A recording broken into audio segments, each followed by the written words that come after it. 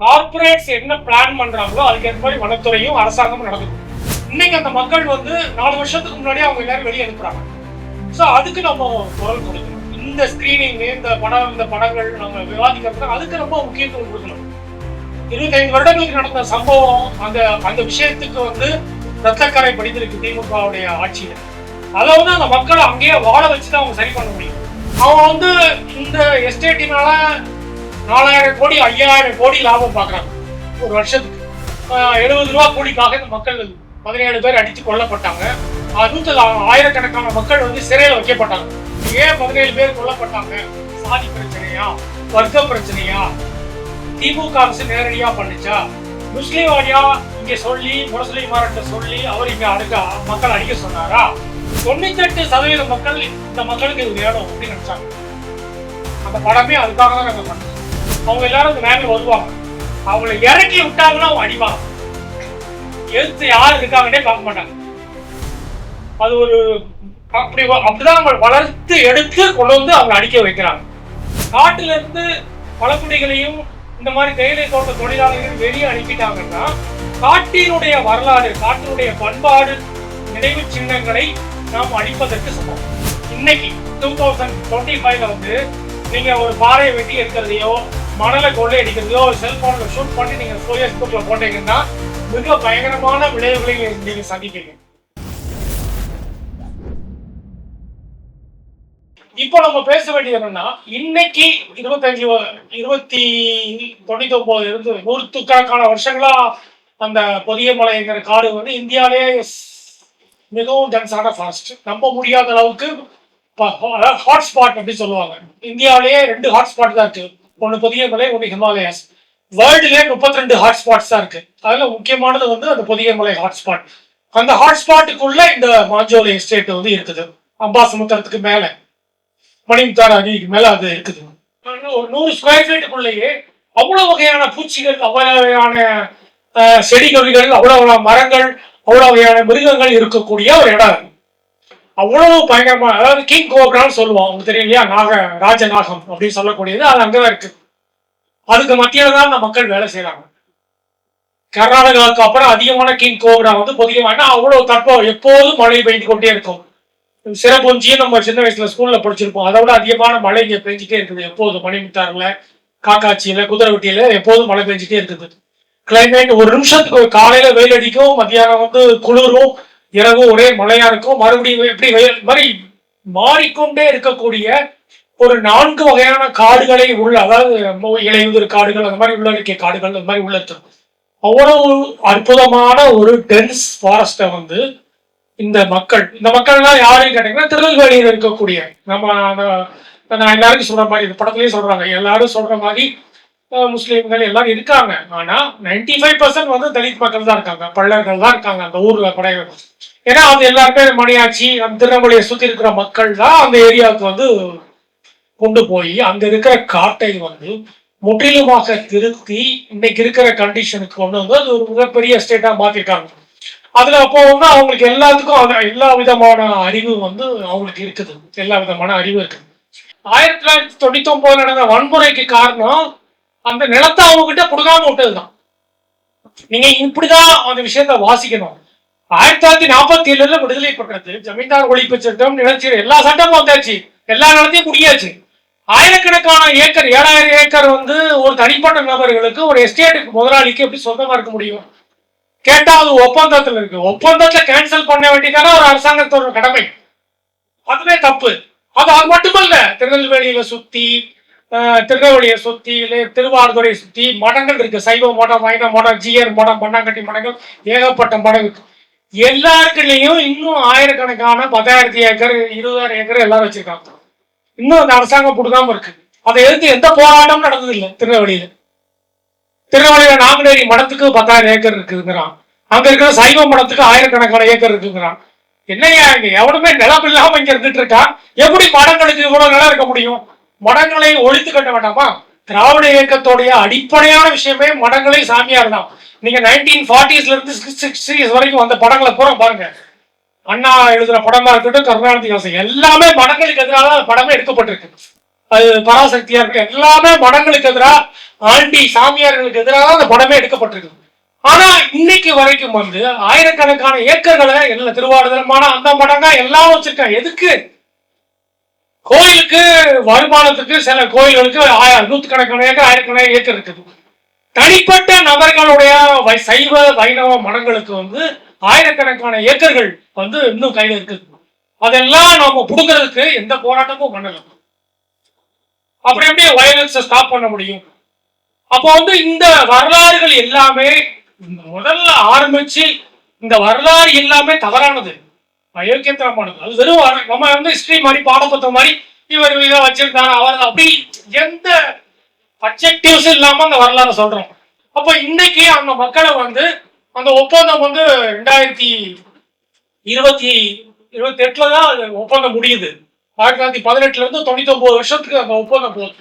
4 வருஷத்துக்கு முன்னாடியே அந்த ஒப்பந்தத்தை வந்து அவங்க இது பண்ணிட்டு அந்த மக்களை எல்லாரும் வெளியேற்றுறதுக்கு முயற்சி பண்றாங்க. அவங்க வந்து இந்த எஸ்டேட்டினால 4000 கோடி 5000 கோடி லாபம் பாக்குறாங்க ஒரு வருஷத்துக்கு. ஆனா வெறும் கூலிக்காக இந்த மக்கள் வந்து வெறும் 70 ரூபா கூலிக்காக இந்த மக்கள் 17 பேர் அடித்து கொல்லப்பட்டாங்க. ஆயிரக்கணக்கான மக்கள் வந்து சிறையில் வைக்கப்பட்டாங்க. ஸோ அப்போ வந்து இந்த 4000 கோடிக்கு 5000 கோடி அவன் வந்து ஒவ்வொரு வருஷமும் சம்பாதிக்கிறான் அந்த மாஞ்சோலை எஸ்டேட்டின் மூலமாக. அதை தட்டி கேட்கறதுக்கு யாருமே இல்லை. ஆனா அவங்க இப்போ வந்து இதுல வந்து பலவிதமான காரணங்கள் இருக்கு. இப்ப ஏன் 17 பேர் கொல்லப்பட்டாங்க? சாதி பிரச்சனையா, வர்க்க பிரச்சனையா, திமுக அரசு நேரடியா பண்ணுச்சா, முஸ்லீம் வாடியா இங்க சொல்லி முரசலிமார்கிட்ட சொல்லி அவர் இங்க மக்கள் அடிக்க சொன்னாரா? அங்க இருக்கிற போலீஸ்காரங்களுக்குள்ளேயே திருநெல்வேலிங்கிறதே ஒரு என்ன சொல்றது, ஒரு ஆதிக்க தேவர் சாதி சமூகம் அதிகமாக இருக்கக்கூடிய ஒரு ஊர். அது ஆதிக்க சாதிகள் இருக்கக்கூடிய அவங்க வந்து இந்த மக்கள் கொல்லப்படுறதை விரும்புறாங்க. அதான் உண்மை. உங்களுக்கு எல்லாருக்கும் ஆச்சரியமா இருக்கலாம். நான் நிறைய பெட்டியில சொல்லியிருக்கிறேன்.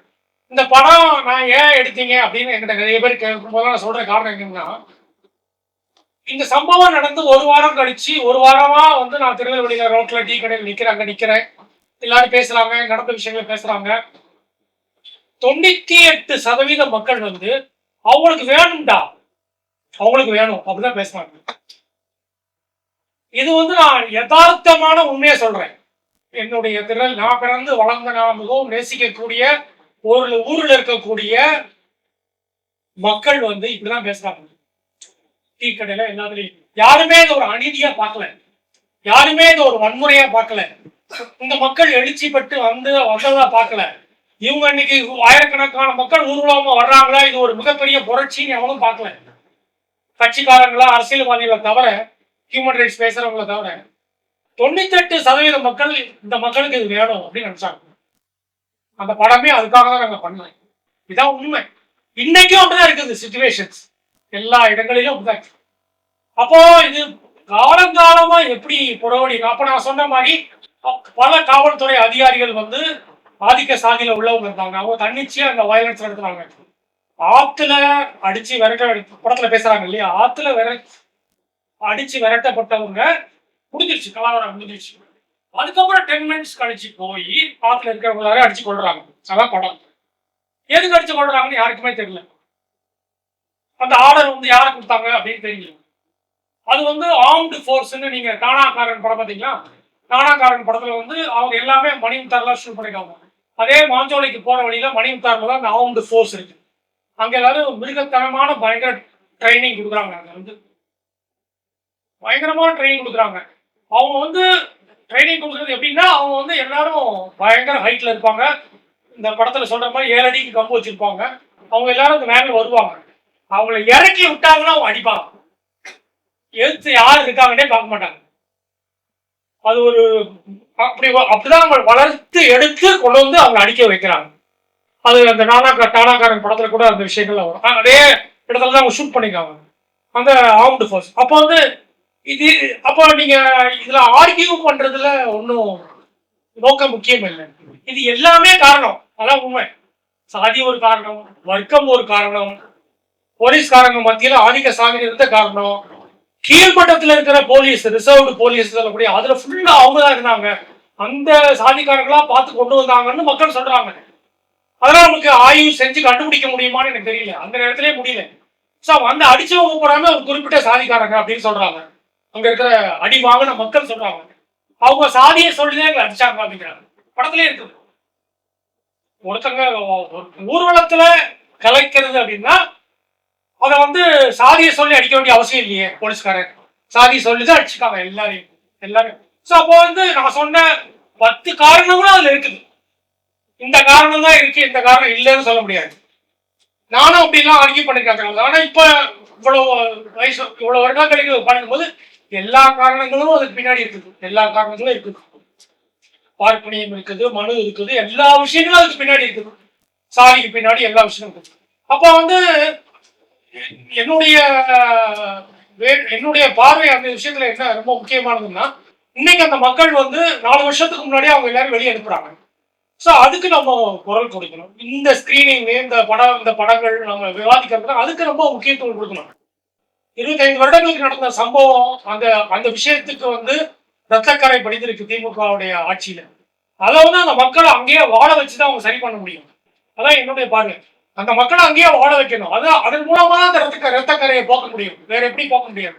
ஆனா பெரும்பான்மை மக்களை அங்கிருந்து வெளியேற்றுறது, அவங்கள வந்து சூழலியல் பார்வையில சொல்றது, அதை காட்டுறது, இது எல்லாமே கடைசியில, அதாவது நீங்க ஆழமா பாத்தீங்கன்னா இந்தியா முழுக்க இருக்கிற காடுகள் நம்ம நினைக்கிற மாதிரி அரசாங்கத்து கையிலேயோ அல்ல வனத்துறை கையிலேயோ இல்லை. அது முழுக்க முழுக்க கார்பரேட்ஸ் கையில இருக்கு. கார்பரேட்ஸ் என்ன பிளான் பண்றாங்களோ அதுக்கேற்ற மாதிரி வனத்துறையும் அரசாங்கமும் நடந்துக்கும். அதுக்கு பல உதாரணங்கள் சொல்ல முடியும். நம்ம நம்ம சைட்ல வந்து மைனிங்லாம் இன்னும் ஸ்டார்ட் ஆகல. நீங்க ஜார்க்கண்ட் அந்த ஏரியா முழுக்க போனீங்கன்னா ஒவ்வொரு பழங்குடிகளும் அவங்க காட்டுக்குள்ள இருக்கிற பழங்குடி கொல்லப்பட்டு இருக்காங்க மைனிங்காக. மைனிங் அப்படிங்கிறது வந்து ஒரு சாதாரணமான விஷயம் அல்ல.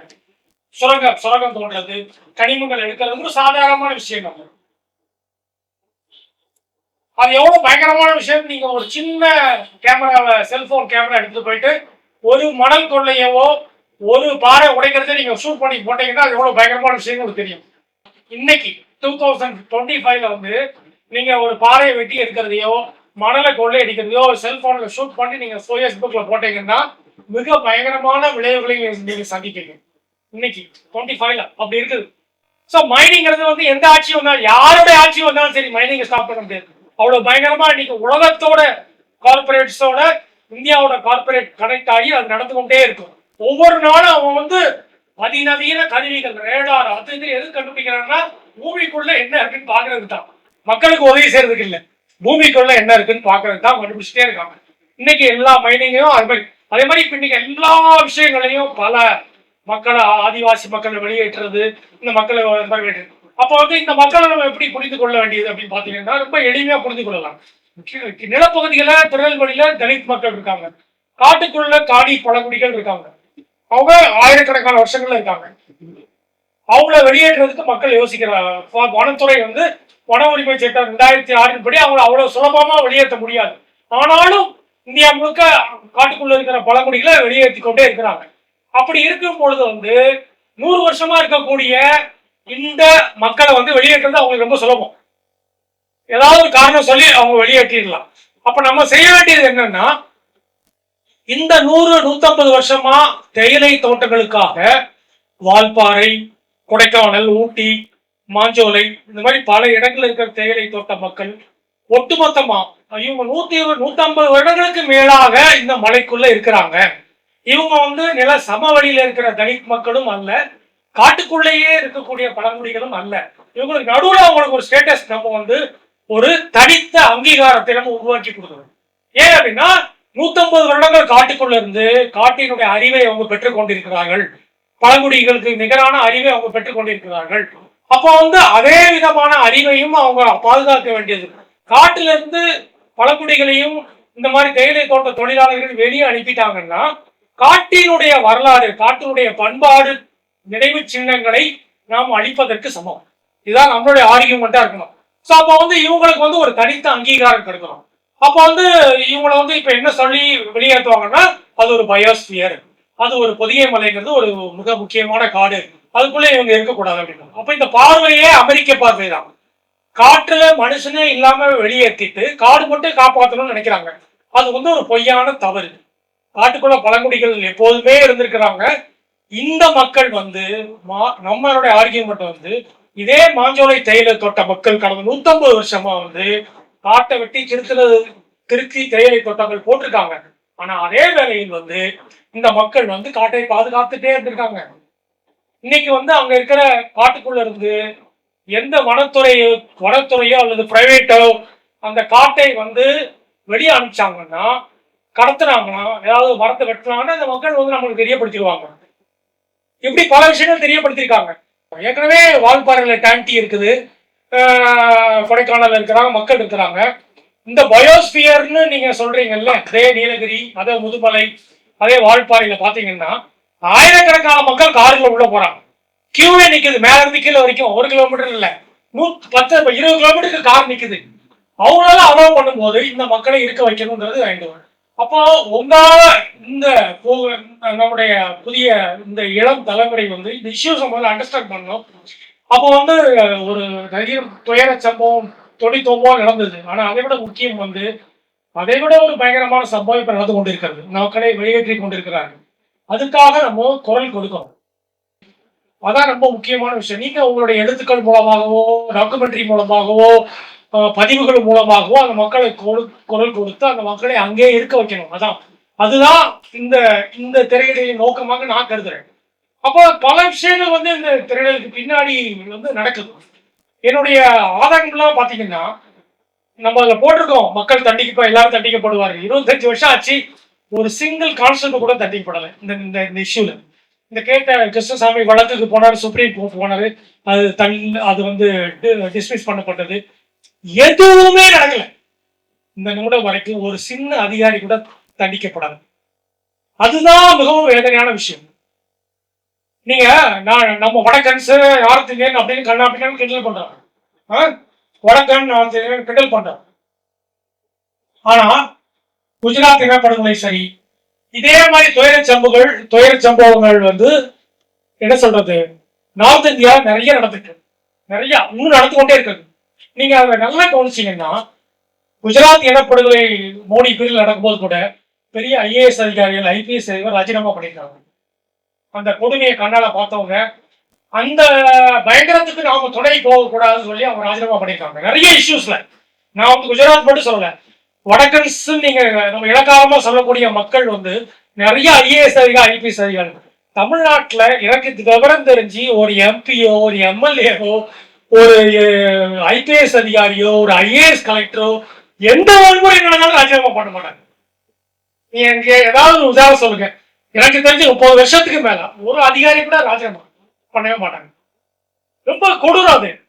அந்த இஷ்யூல வந்து கலெக்டர் வந்து அரசாங்கம் அப்படி ஏன் நடந்ததுன்னு தெரியல. அரசாங்கம் வந்து மிக மோசமா, அதுக்கப்புறம் சொல்றாரு இந்த கமிஷன் வந்து குப்பை தொட்டியில போடணும்னு சொல்றாரு டாக்டர் கிருஷ்ணசாமி. அதே மாதிரிதான் கமிஷன், மோகன் கமிஷன் ஒருத்தரை போட்டாங்க. அவர் வந்து யாரும் ஊர்வலமே போகக்கூடாதுன்னு தீர்ப்பு கொடுத்தாரு. அந்த தீர்ப்புல இருக்கு. மோகன் கமிஷன் வந்து இந்த 17 பேர் கொலையை ஆராய்ந்து கொண்டு அவர் கொடுத்த தீர்ப்புல வந்து எல்லாருமே வந்து தண்ணியில மூழ்கிதான் செத்தாங்க. இனிமே இந்த மாதிரி ஊர்வலம் தமிழ்நாட்டில் யாரும் போகக்கூடாது அப்படின்னு அவரு அந்த கமிஷன்ல ரெக்கமெண்டேஷன் கொடுத்தாரு. இதுதான் உண்மை. அது மட்டும் இல்லாம அந்த கலெக்டரா அப்ப தனவேல் இருந்தார். அந்த தனவேல் தண்டிக்கப்படல, அவரும் ராஜினாமா பண்ணல. அந்த ஐபிஎஸ் அவங்க யாருமே ராஜினாமா பண்ணல. ஸ்டெர்லைட்ல கூட எல்லா விதமான ஜெகதீசன் அவங்களுடைய அறிக்கை வந்து எல்லாத்தையும் சொல்லிடுச்சு. இந்த அதிகாரி தான் பண்ணாங்க. இன்னைக்கும் அதிமுக பிரிவில் நடந்துச்சு ஸ்டெர்லைட் படுகொலை, 22 பேர் கொல்லப்பட்டாங்க. அவங்க யாரெல்லாம் கொண்டாங்க, எந்தெந்த அதிகாரிகள்லாம் கொண்டாங்கன்னு ஜெகதீசன் அவங்களுடைய ரிப்போர்ட்ல இருக்குது. இப்ப திமுக ஆட்சி நடக்குது, ஒருத்தருமே சஸ்பெண்ட் பண்ணாங்க. சோ இது இந்த ஹியூமன் ரைட்ஸ் விஷயங்களை பூராமே நீங்க ஆழமாக தெரிந்து கொள்ள வேண்டும். இன்னைக்கு சமூக நீதி கண்காணிப்பு குழு அப்படின்னு சுபவீர பாண்டியன் தலைமையில வந்து ஒரு குழு போட்டிருக்காங்க. இப்போ திமுக ஆட்சி அந்த குழுல தலைமையில் இருக்காங்க இந்த கலெக்டர். எவ்வளவு முரணான விஷயங்கள் பாருங்க. அப்போ இதெல்லாம் தான் நம்மளுக்கு வேதனையா இருக்கு. ஒரு சம்பவம் நடந்து முடிந்ததுக்கு அப்புறம் அந்த விஷயத்துடைய பின்புலங்கள் நம்ம அதெல்லாம் கேள்வி கேட்க மாட்டேங்கிறோம். அவரை விளக்க சொல்லி கேள்வி கேட்க மாட்டேங்கிறோம். இது தொடருது. ஸோ அப்போ வந்து நாம் வந்து மனித உரிமை அப்படிங்கிறது வந்து இன்னும் அப்ப இருந்த மனித உரிமைங்கிறது ரொம்ப முக்கியம். அது வந்து ஆழமா ஒருவன் குற்றம் செய்த பிறகும் கூட அவனுக்கு தூக்கு தண்டனை கிடைத்தால் அவனுக்கு எதிராக போராட வேண்டியதுதான் மரண தண்டனை. சமூக நீதி அல்லது வந்து ஹியூமன் ரைட்ஸ். குற்றம் செஞ்ச ஒரு விஷயத்துக்கு குற்றம் செஞ்சிருக்கான், அவனுக்கு தூக்கு தண்டனை கிடைச்சிருக்குது. அவனுக்கு எதிராக போராடி அவனை தூக்கு தண்டனையிலிருந்து வெளியே கொண்டு வருவதுதான் ஹியூமன் ரைட்ஸ். இந்த பார்வையிலிருந்து நாம் எல்லாவற்றையும் பார்க்க வேண்டும்.